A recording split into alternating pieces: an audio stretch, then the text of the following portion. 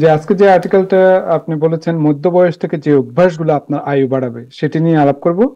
তো খুবই একটা ইম্পর্টেন্ট যেটি তাহের ভাই বলেছেন যে আমাদের বয়স বাড়বেই এবং এই বয়সকে কিন্তু আমরা ধরে রাখতে পারবো না, কিন্তু কিছু কিছু জিনিস আমরা অনেক কিছু নিয়ন্ত্রণ করতে পারি, সেটা আমাদের হাতেই আছে।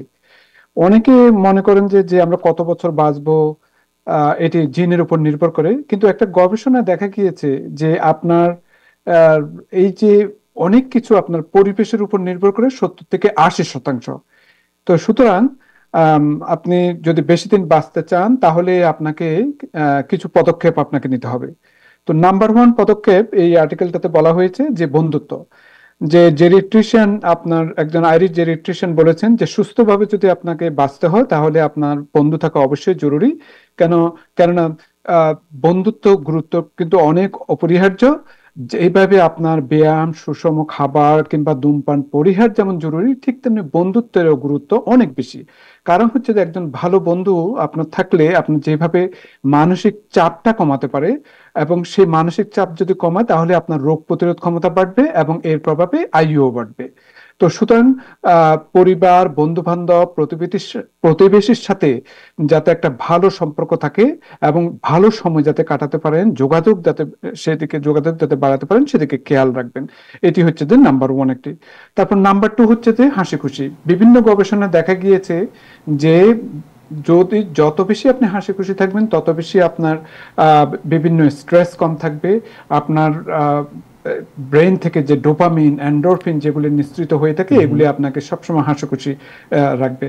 একটা গবেষণায় দেখা গিয়েছে যে ছোট বাচ্চারা গড়ে প্রায় 400 টাইম মানে লাফিং করে থাকেন, স্মাইল করে থাকেন। তো সুতরাং বয়স যত বাড়বে আমাদের হাসির পরিমাণ হয়তো কমবে, কিন্তু এটিতে নার্ভাস না হয়ে আপনার যতটুকু সম্ভব আপনাকে হাসি খুশি থাকতে হবে। এতে আপনার বিভিন্ন ধরনের হৃদরোগ বলেন, তারপর আপনার বিভিন্ন ধরনের স্ট্রোক বা ক্যান্সারের আহ, থেকে মারা যাওয়ার সম্ভাবনা থেকে অনেক বেশি আপনাকে পরিত্রাণ দিতে পারে। এবং এটি খুবই বেশি দরকার পুরুষের ক্ষেত্রে, কারণ পুরুষদের এই ঝুঁকিটা সবচেয়ে বেশি থাকে। সুতরাং পুরুষদের ক্ষেত্রে এটি মহিলাদের তুলনায় আরো বেশি খুবই অপরিহার্য, যেহেতু হয়তো পুরুষদের একটু হয়তো মানসিক চাপটা বেশি থাকে এবং যার ফলে এদের হার্ট অ্যাটাকের সম্ভাবনাও বেশি থাকে। সুতরাং এটি অবশ্যই খুবই গুরুত্বপূর্ণ। তারপর হচ্ছে যে ঘুম। স্লিপিং এর কোনো বিকল্প নাই। আমরা সবসময় বলে এসেছি যে আপনাকে অন্তত মিনিমাম 8 আওয়ার্স স্লিপ আপনার দরকার।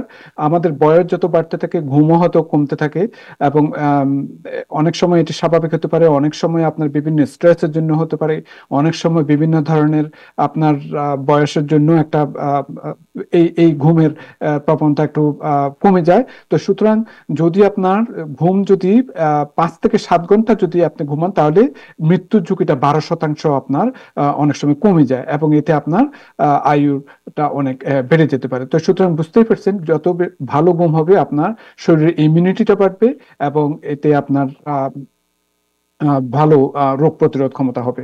তারপর আরেকটা জিনিস বলেছেন ওনারা, যে ঠান্ডা পানিতে গোসল করা। ঠান্ডা পানিতে গোসল করা এটা কিন্তু যেমন আপনার শরীরের যেমন যে বিভিন্ন ধরনের স্ট্রেস আছে এগুলো অনেক কমাতে সাহায্য করে থাকে, এবং ভালো যে আমাদের শরীরে যে ইমিউন সিস্টেম জন্য যে ভালো কোষের যে দরকার হয়ে থাকে এবং এটি বাড়াতে থাকে, এবং এতে আপনার কি করে প্রতিরোধ ক্ষমতা বাড়ে এবং ডিপ্রেশনের ঝুঁকিটা কমে এবং মনে অনেক প্রশান্তি ফুরফুরে হয়ে থাকে। তো সুতরাং এটিও একটি গুরুত্বপূর্ণ। তারপর হচ্ছে যে এক্সারসাইজ। এক্সারসাইজের কোনো বিকল্প না। আমরা সবসময় বলে এসেছি যে আপনি যদি মডারেট এক্সারসাইজ করে থাকেন 75 minutes per 150 minutes per week, অথবা রিগুলাস এক্সারসাইজ করে থাকলে আপনার 75 মিনিট পার উইক দরকার। একদম যেখানে বাসাতে থাকলে বাসাতে সবসময় অ্যাক্টিভিটির মধ্যে থাকবেন। বাইরে যদি অ্যারোবিক এক্সারসাইজ করা না যেতে পারে, জিমে যদি না যেতে পারেন, তাহলে আপনার মোটামুটি এমনি ব্রিস্ক ওয়াকিং কিংবা এমনি ওয়াকিংও যদি করতে পারেন সেটিও ভালো। এবং কারণ এই ওয়াকিং এর মাধ্যমে যেরকম আপনার বিভিন্ন ধরনের শরীরের যে হৃদস্পন্দনটা বাড়ে, তারপর কার্ডিয়াক হেলথটা আরো শক্তিশালী হয়ে থাকে, এবং এট দ্য সেম টাইম আপনার যে শরীরে বিভিন্ন মাংসপেশি আছে আমাদের যে মুভমেন্টের দরকার সেগুলি আরো সতেজ করে থাকে। তো সুতরাং এটি খুবই গুরুত্বপূর্ণ এই এটির জন্য। আর বিশেষ করে পুরুষদের জন্য তো আরো বেশি দরকার। যদি অ্যারোবিক এক্সারসাইজ করতে হয় তাহলে আপনার এতে আপনার অনেক টেস্টোস্টেরন বেড়ে থাকে, এবং যে টেস্টোস্টেরনটা আমাদের মাসল মাস বাড়াতে সাহায্য করে থাকে। থাকে, আমাদের পুরুষের যে সেক্স হরমোন বাড়াতে সাহায্য করে থাকে, আপনার বোন ডেন্সিটি, মাসল মাস এগুলো অনেক বাড়াতে সাহায্য করে থাকে। সুতরাং সবসময় খেয়াল রাখতে হবে যে যে এক্সারসাইজের যেন কোনো বিকল্প নাই। এরপরে আমি বলবো যে খাবারটা, যে ধরনের খাবার খাবেন এটার উপর অবশ্যই আপনার প্রভাব ফেলবে। যেমন প্রসেস ফুড, আমরা সবসময় বলে এসেছি যে প্রসেস ফুড থেকে আপনাকে দূরে থাকতে হবে, বিভিন্ন ফ্যাটি ফুড থেকে দূরে থাকতে হবে, বিশেষ করে যেগুলি স্যাচুরেটেড ফ্যাট আছে সেগুলো থেকে দূরে থাকতে হবে। যেগুলি আনস্যাচুরেটেড ফ্যাট, যেগুলিতে আপনার প্রোটিন আছে, যেগুলি ভালো ফ্যাট, যেগুলি মাছের মধ্যে আছে, সেই ধরনের খাবার খেতে হবে অবশ্যই।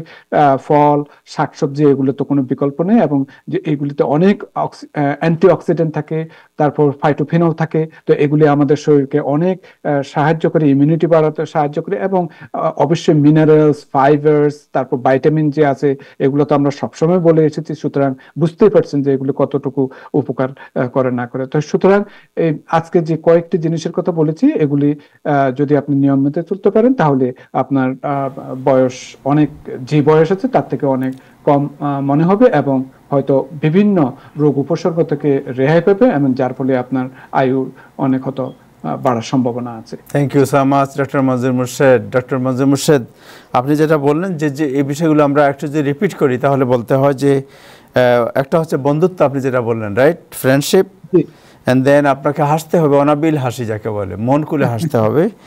আর 3 নম্বরে আপনি যেটা বলছেন ঘুম, হুইচ ইজ ভেরি ইম্পর্টেন্ট সবার জন্য, যে কমপক্ষে 7 থেকে 8 ঘন্টা ঘুমানো আপনার যদি সম্ভব হয়। এবং আমাদের বাংলাদেশি কমিউনিটি আপনি জানেন যে এই রাতের সজাগ থাকার যে একটা প্রবণতা, এটা কমাতে হবে। যে অ্যাজ সুন অ্যাজ পসিবল রাত 10টার মধ্যে যে বা 11টার মধ্যে যদি ঘুমানো যায়, then you can get up early in the morning as well. কিন্তু আমাদের অনেকের অভ্যাস হচ্ছে যে সারা দিন ঘুমানো, আপনার 1টা-1:30টার মধ্যে ঘুমানো, এবং বিকেলে আপনার এবং সারা রাত সজাগ থাকা।